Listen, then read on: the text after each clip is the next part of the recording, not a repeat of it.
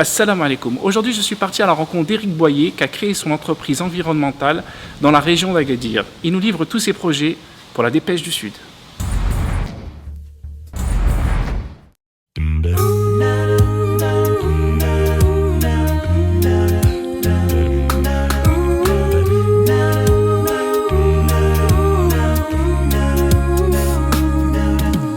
Heading down south to the land of the pines. I'm thumbing my way into North Carolina.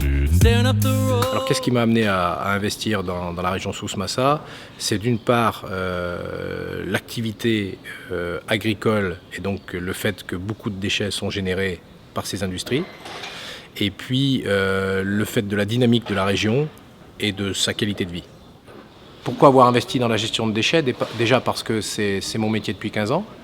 Et puis parce que le pays et la région en particulier a un besoin de mise à niveau sur ces métiers, du fait que l'activité industrielle et que l'activité agricole est soutenue, que les pouvoirs publics ont une prise de conscience, que les citoyens ont une prise de conscience. Il y a beaucoup de place pour nos métiers et beaucoup de place pour le transfert de savoir-faire entre ce qui se fait dans d'autres pays et ce qui doit se faire ici dans les années à venir. La sensibilité de nos clients ou de nos partenaires à notre discours, elle est multiple. On a affaire à des entreprises qui soit sont relativement sensibilisées à nos métiers et qui donc, jouent le jeu de l'environnement, sans obligation quelle qu'elle soit.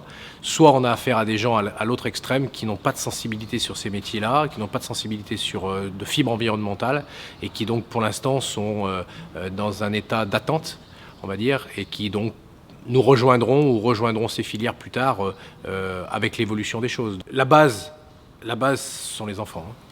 La base de l'éducation sur l'environnement, sur les déchets, ce sont les enfants. Donc aujourd'hui, déjà, la base, c'est d'apprendre à un enfant à ne pas jeter un papier, à ne pas jeter un emballage par la fenêtre ou par la porte ou dans la rue. C'est déjà mettre dans la poubelle, c'est le premier geste.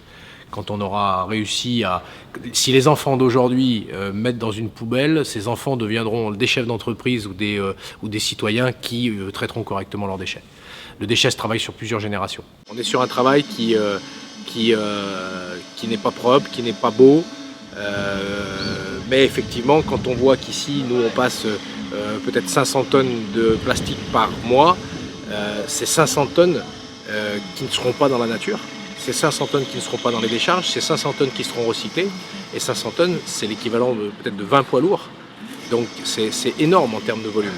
Donc une petite entreprise comme la nôtre, une activité comme la nôtre, peut générer des gros volumes et participer très activement à la revalorisation des produits ici.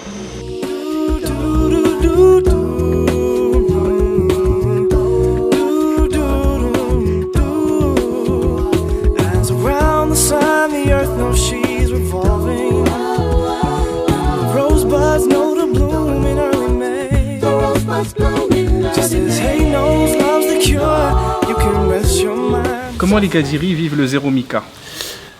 Alors le zéro mica, il est d'abord arrivé que depuis le 1er juillet, donc ça fait qu'un mois à peu près qu'il est en place, au niveau du Maroc en général. Les gens se sont adaptés relativement vite. De toute façon, on s'adapte très vite quand on est au pied du mur. C'est-à-dire on croit que ça va être des gros problèmes, on croit qu'on se dit qu'on ne va plus avoir de sacs plastiques, que ça va être catastrophique et finalement les commerçants ont trouvé des alternatives. On a des clients déjà la semaine dernière qui nous ont ramené des sacs en polypro, donc non plus en PELD mais en polypro. Donc des sacs beaucoup plus réutilisables, beaucoup plus faciles à identifier aussi, beaucoup plus lourds, beaucoup plus solides, donc qui sont destinés à durer plus. Donc le marché, le consommateur s'est adapté. L'industriel va s'adapter. Moi, je pense que ça va être complètement indolore. Et si ça peut améliorer l'image, non pas l'image à l'extérieur du pays, mais même notre image qu'on a, nous, en tant que citoyens, dans notre pays, tant mieux. Quelle est votre projection de votre entreprise dans le futur? Alors, d'ici à très court terme, on va réinvestir encore sur des nouvelles machines capables de multiplier nos capacités de conditionnement, nos capacités de traitement. Ça va être de l'ultra court terme dans les 6 mois à 12 mois qui viennent. Sur les 2 ans à 5 ans qui viennent, on devrait avoir une croissance en termes de développement de zones de marché pour peut-être regarder du côté de Marrakech, peut-être regarder du côté peut-être sud, peut-être regarder du côté des Saouira.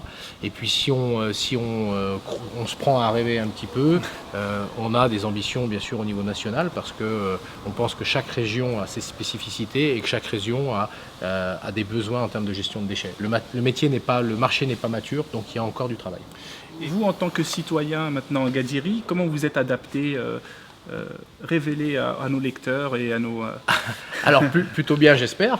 C'est peut-être plutôt aux autres de dire, de répondre à la question de savoir Est-ce si que je vous suis êtes adapté. heureux Ah oui.